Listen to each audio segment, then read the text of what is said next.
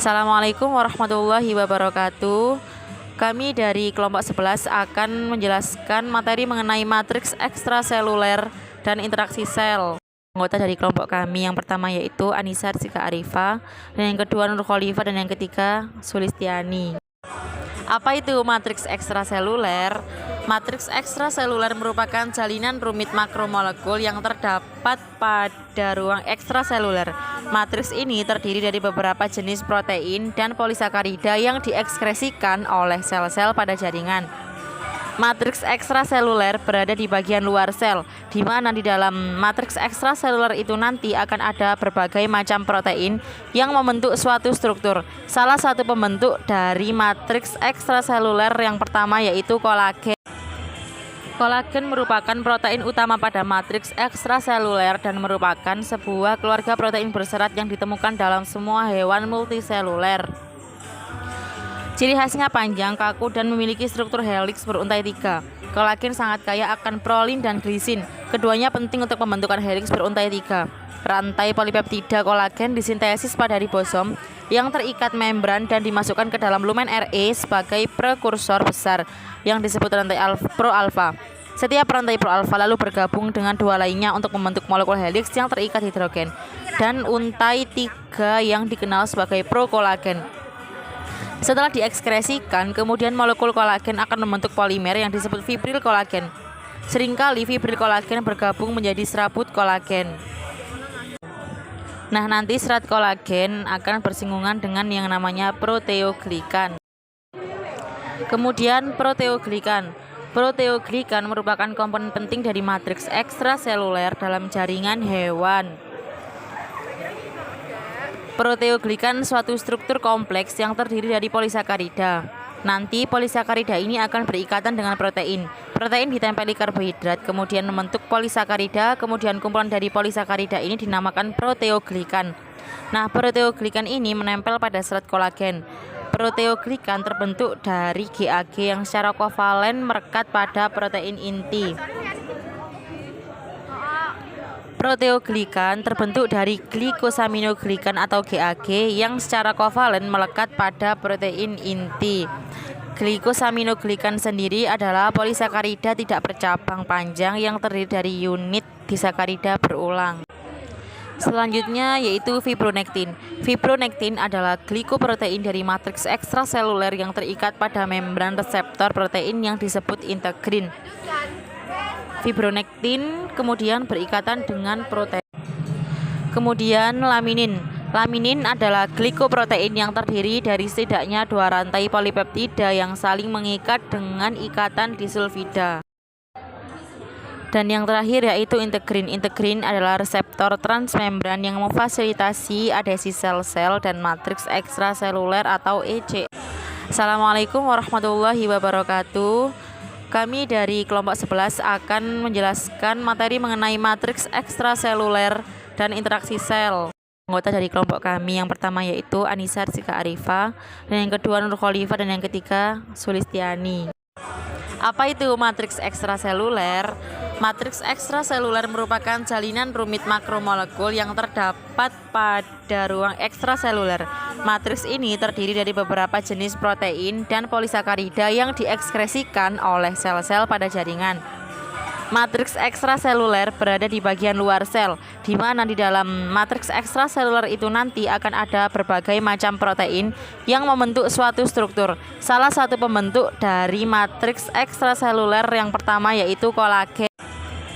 Kolagen merupakan protein utama pada matriks ekstraseluler dan merupakan sebuah keluarga protein berserat yang ditemukan dalam semua hewan multiseluler. Ciri khasnya panjang, kaku, dan memiliki struktur heliks beruntai 3. Kolagen sangat kaya akan prolin dan glisin. Keduanya penting untuk pembentukan heliks beruntai 3. Rantai polipeptida kolagen disintesis pada ribosom yang terikat membran dan dimasukkan ke dalam lumen Re sebagai prekursor besar yang disebut rantai pro-alfa. Setiap rantai pro-alfa lalu bergabung dengan dua lainnya untuk membentuk molekul heliks yang terikat hidrogen dan untai 3 yang dikenal sebagai prokolagen. Setelah diekskresikan, kemudian molekul kolagen akan membentuk polimer yang disebut fibril kolagen. Seringkali fibril kolagen bergabung menjadi serabut kolagen. Nah, nanti serat kolagen akan bersinggungan dengan yang namanya proteoglikan. Kemudian proteoglikan. Proteoglikan merupakan komponen penting dari matriks ekstraseluler dalam jaringan hewan. Proteoglikan suatu struktur kompleks yang terdiri dari polisakarida. Nanti polisakarida ini akan berikatan dengan protein. Protein ditempeli karbohidrat, kemudian membentuk polisakarida, kemudian kumpulan dari polisakarida ini dinamakan proteoglikan. Nah, proteoglikan ini menempel pada serat kolagen. Proteoglikan terbentuk dari GAG yang secara kovalen merekat pada protein inti. Proteoglikan terbentuk dari glikosaminoglikan atau GAG yang secara kovalen melekat pada protein inti. Glikosaminoglikan sendiri adalah polisakarida tidak bercabang panjang yang terdiri dari unit disakarida berulang. Selanjutnya yaitu fibronektin. Fibronektin adalah glikoprotein dari matriks ekstraseluler yang terikat pada membran reseptor protein yang disebut integrin. Fibronektin kemudian berikatan dengan protein. Kemudian laminin. Laminin adalah glikoprotein yang terdiri dari setidaknya 2 rantai polipeptida yang saling mengikat dengan ikatan disulfida. Dan yang terakhir yaitu integrin. Integrin adalah reseptor transmembran yang memfasilitasi adhesi sel-sel dan matriks ekstraseluler atau EC. Perkenalkan, nama saya Sulistiani, NIM 1262082130097, nomor absen 35. Selanjutnya yaitu materi tentang fungsi matriks ekstraseluler. Karena sifat dan komposisinya yang beragam, matriks ekstraseluler dalam melayani banyak fungsi seperti memberikan dukungan, memisahkan jaringan satu sama lain, dalam mengatur komunikasi antar sel. Pembentukan matriks ekstraseluler sangat penting untuk proses seperti pertumbuhan, penyembuhan luka, dan fibrosis. Selanjutnya yaitu macam-macam dari interaksi sel. Dalam interaksi sel ini dibagi menjadi 2, yaitu interaksi sel pada hewan dan yang kedua yaitu interaksi sel pada tumbuhan. Dan interaksi pada sel hewan ini yang pertama yaitu tight junction atau bisa disebut dengan sambungan ketat, terutama didapatkan antara sel epitel membatasi lewatnya molekul melalui ruang ekstraseluler antar sel. Tight junction merupakan peran penting dalam menjaga polaritas dari sel epitel individu dalam 2 cara. Yang pertama yaitu tight junction ini di sekitar daerah apikal setiap sel mencegah difusi protein dalam plasma membran dan menjaga isi domain apikal plasma membran terpisah dan berbeda dari domain basolateral. Kedua, di banyak epitel, tight junction adalah situs perakitan untuk kompleks protein intraseluler yang mengatur polaritas apikobasal dari interior sel. Dan yang kedua yaitu adherent junctions atau persimpangan yang melekat. Di persimpangan adherence, setiap molekul cadherin ditambahkan di dalamnya sel melalui beberapa protein penghubung ke filamen aktin. Seringkali penganut persimpangan membentuk sabuk adhesi terus-menerus di sekitar masing-masing sel epitel yang berinteraksi. Sabuk ini terletak di dekat ujung apikal sel, tepat di bawah tight junction. Selanjutnya yang ketiga yaitu desmosom. Desmosom menghubungkan sel-sel yang seringkali mengalami peregangan yang cukup besar. Pada desmosom, satu set molekul cadherin yang berbeda terhubung ke filamen keratin, filamen perantara, atau intermediate filament yang ditemukan secara khusus di epitel sel. Kumpulan filamen keratin mirip tali yang saling berselangan sitoplasma dan dilaspot melalui sambungan desmosom ke bandel filamen keratin di sel yang berdekatan. Ini memberikan kekuatan tarik yang besar ke lembaran epitel dan karakteristik epitel yang keras dan terbuka seperti epidermis kulit. Selanjutnya yang keempat yaitu hemidesmosomes.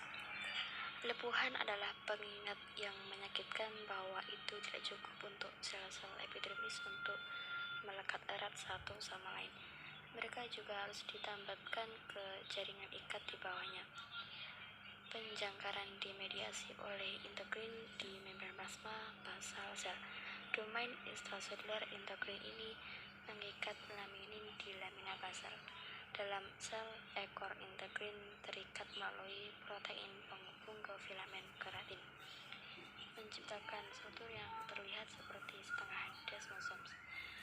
Pelekatan sel-sel epitel ini ke lamina basal di bawahnya, karena itu disebut hemidesmosomes.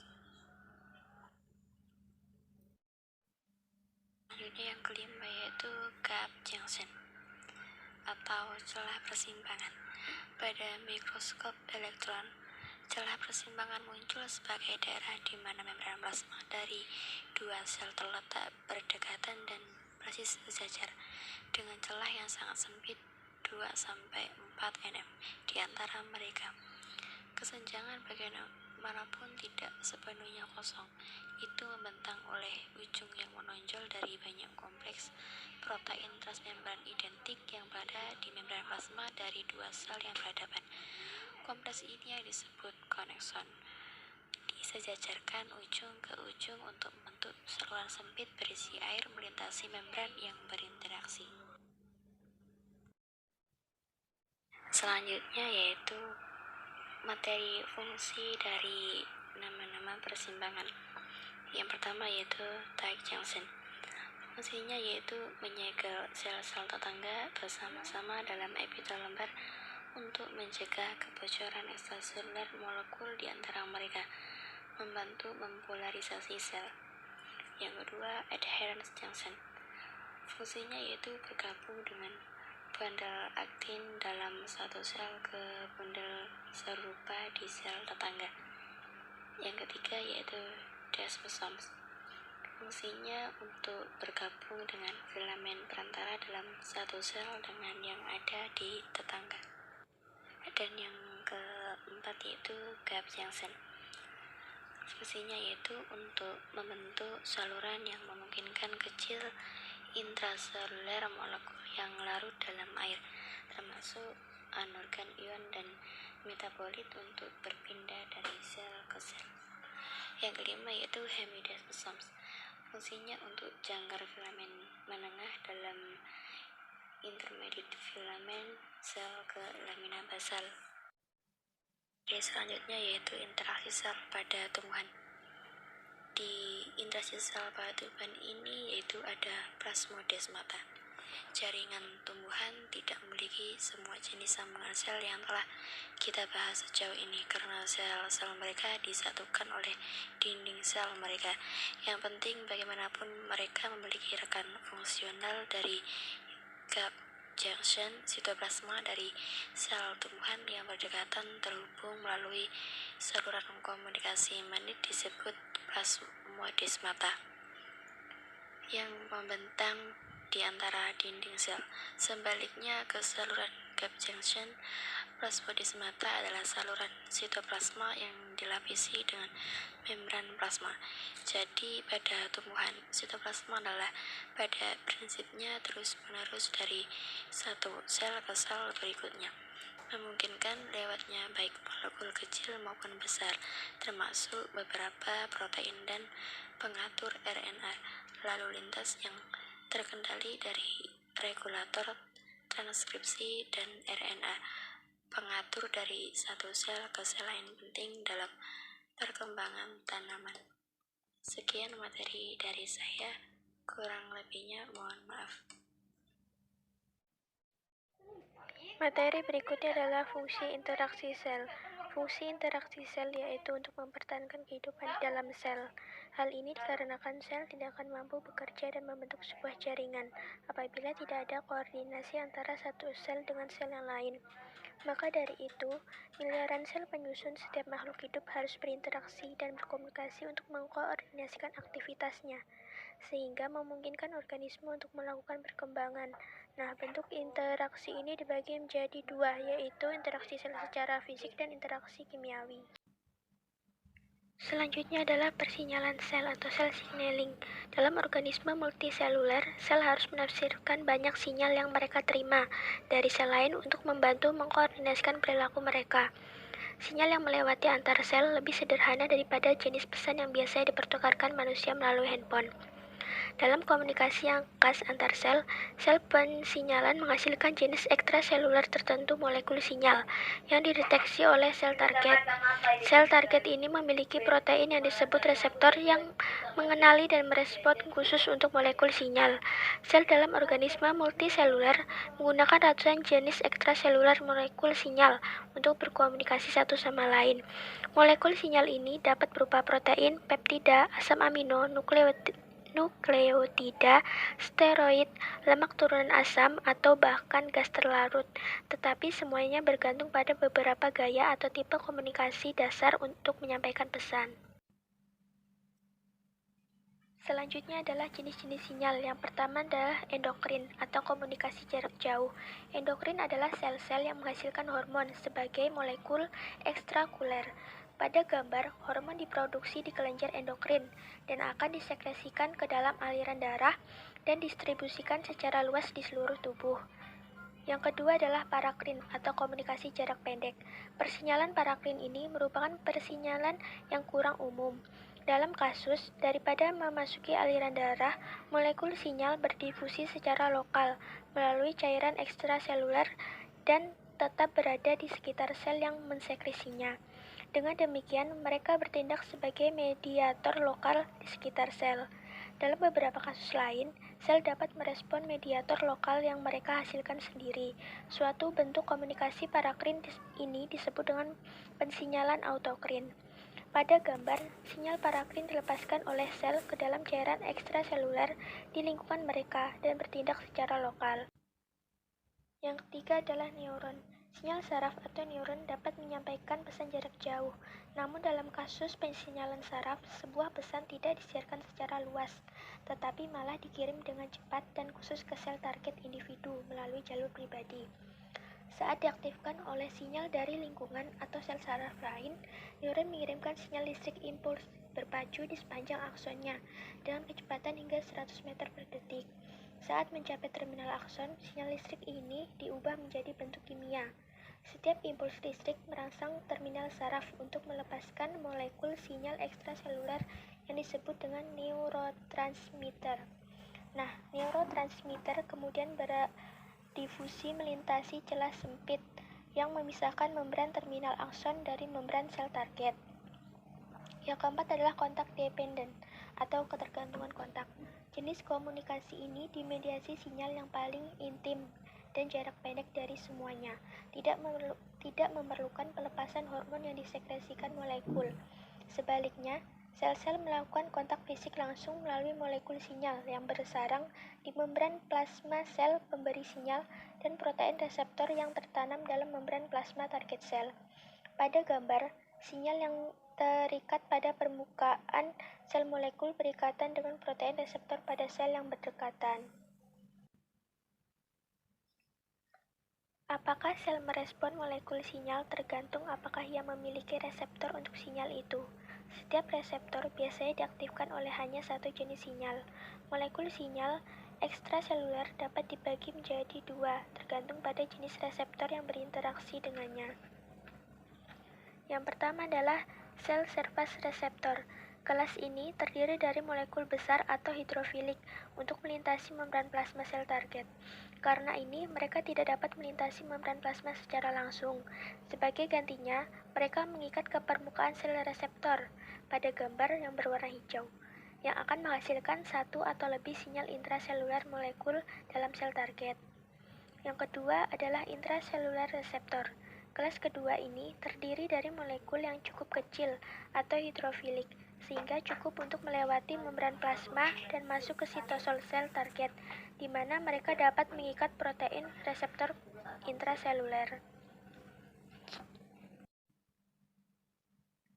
Sekian penjelasan dari kelompok kami, kurang dan lebihnya mohon maaf. Wassalamualaikum warahmatullahi wabarakatuh.